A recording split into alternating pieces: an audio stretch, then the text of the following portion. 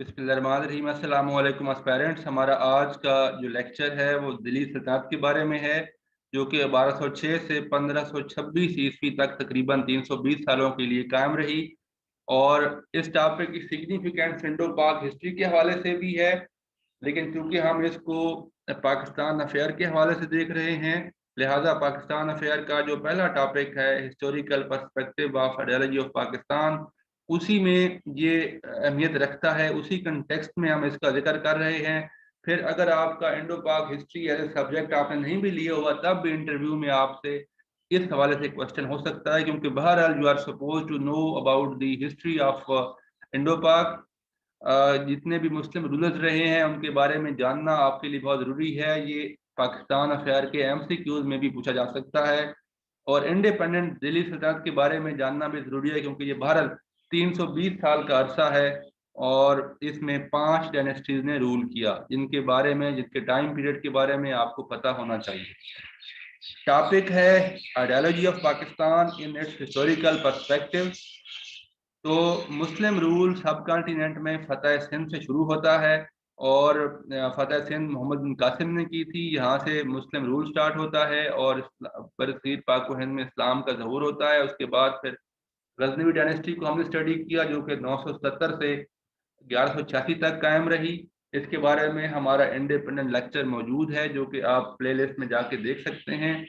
इसके बाद फिर 1170 की दिहाई से गौरियों ने यहाँ पे हमले कर दिए, स्पेशली शहाबुद्दीन मोहम्मद गौरी ने, जो कि उस टाइम जो सुल्तान गौरी थे वो उनके बड़े भाई थे, सुल्तान गयासुद्दीन गौरी, जिनके नायब के हैसियत से काम कर रहे थे और इंडिया को यही देख रहे थे।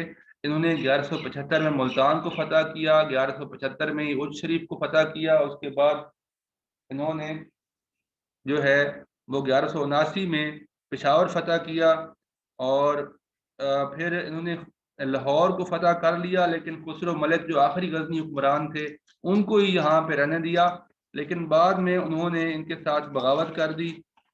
तो ये दोबारा वापस आए, दोबारा लाहौर को फतह किया, खुसरो मलिक को यहाँ से निकाला और लाहौर में अपना जो है उसमें हुकूमत कायम की।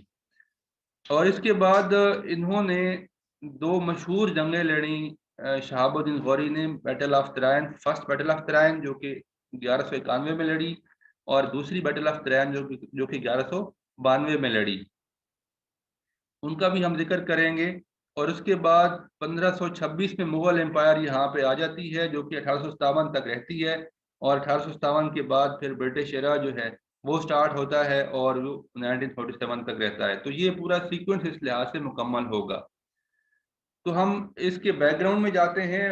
हुआ ये था कि 1191 में जो पहली तराइन की जंग है, फर्स्ट बैटल ऑफ तराइन, उसमें सुल्तान शहाबुद्दीन गौरी और पृथ्वीराज चौहान आमने सामने थे तराइन के मैदान में। इस जंग में शहाबुद्दीन गौरी को शिकस्त हो गई और ये बड़े जख्मी हालत में यहाँ से निकले थे।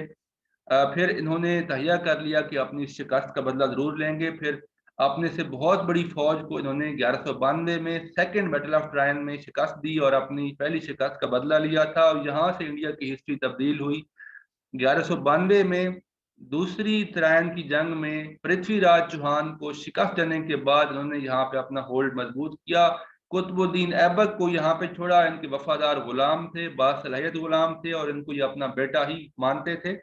तो इन्होंने इनको यहाँ पे इंतजाम दे दिया, और फिर ये वापस चले गए। दोबारा भी यहाँ पे आए क्योंकि खोखरों ने बगावत कर दी थी। बहरहाल ये बगावतें कुचलने के बाद जब 1206 में 15 मार्च 1206 को ये वापस लौट रहे थे, तो जेहलम के मकाम पे इनको ऊपर असैसिनेशन अटेम्प्ट हुई, जो कि कामयाब हो गई। ये वहाँ पे शहीद हो गए। और इनकी वफात के बाद, जैसा कि ये कहा करते थे, तो इनके जो गुलामों ने ही इनकी रियासत को संभाला। कुतुबुद्दीन ऐबक दिल्ली के हुक्मरान बने 1206 में, और सुल्तनत जो है वो दिल्ली सुल्तानत कायम की। यहाँ से ही स्लेव डायनेस्टी का आगाज होता है, क्योंकि कुतुबुद्दीन ऐबक खुद भी गुलाम थे, और इनके बाद जो डायनेस्टी है 1290 तक वो स्लेव डायनेस्टी कहलाती है। नासिरुद्दीन का बादशाह ये भी गुलाम थे, ये मुल्तान के रूलर बने 1210 में, और ताजुद्दीन यिल्दोज जो है ये गजनी के रूलर बने। तो दिल्ली सल्तनत का आगाज सुल्तान कुतुबुद्दीन ऐबक ने किया। इन्होंने इसकी बुनियादें रखी, बाकायदा यहाँ से कंट्रोल किया। दो कि इनका दारुल हुकूमत जो है वो लाहौर ही रहा, लेकिन हम कह सकते हैं कि दिल्ली सल्तनत की जो बुनियाद है वो सुल्तान कुतुबुद्दीन ऐबक ने ही रख दी थी। An Islamic empire based in Delhi that stretched over large parts of the Indian subcontinent, present day India, Pakistan, Bangladesh and some parts of southern Nepal. फिर ये सक्सेसर थे गौरी डायनेस्टी के, क्योंकि गौरी डायनेस्टी तकरीबन उस टाइम अपना दम तोड़ चुकी थी और खात्मे की तरफ गामजन थी। तो ये इन्होंने फिर इंडिपेंडेंट अपनी जो स्टेट्स थी वो बना ली थी। इनका क्लाइमेक्स आया तुगलक डायनेस्टी के दौर में, जब ये ज़्यादातर इंडियन सब कॉन्टिनेंट पे काबिज हो गई थी। तो ये दिल्ली सल्तनत का टाइम पीरियड है। 1526 में फिर मुगल आए और उन्होंने अपनी मुगल एम्पायर कायम की। तो 1206 से 1526 तक का दौर दिल्ली सल्तनत का दौर कहलाता है, जिसमें 5 डायनेस्टीज ने रूल किया। पहली डायनेस्टी है स्लेव डायनेस्टी या ममलूक डायनेस्टी, ये 1206 से 1290 तक रही। दूसरी डायनेस्टी जो है वो खलजी डायनेस्टी है, 1290 से 1320 तक रही। तीसरी डायनेस्टी जो है वो तुगलक डायनेस्टी है, 1320 से 1414 तक रही। चौथी डायनेस्टी जो है वो सैयद डायनेस्टी है, जो कि 1414 से 1451 तक रही। पांचवी डायनेस्टी जो है वो है लोधी डायनेस्टी, जो कि 1451 से 1526 तक रही। जो 5 डायनेस्टी जो है मिला के जब रूल किया, तो इस दौर को हम दिल्ली सल्तनत का रूल कहते हैं। हम आने वाले लेक्चर में इन डायनेस्टीज को बारी बारी देखेंगे और स्लेव डायनेस्टीज को देखेंगे, तमाम डायनेस्टीज का बारी बारी जायजा लेंगे। तो ये हमारा आज का लेक्चर था। उम्मीद है आपको इससे काफ़ी फायदा हुआ होगा। अपना ख्याल रखिएगा। अल्लाह हाफिज।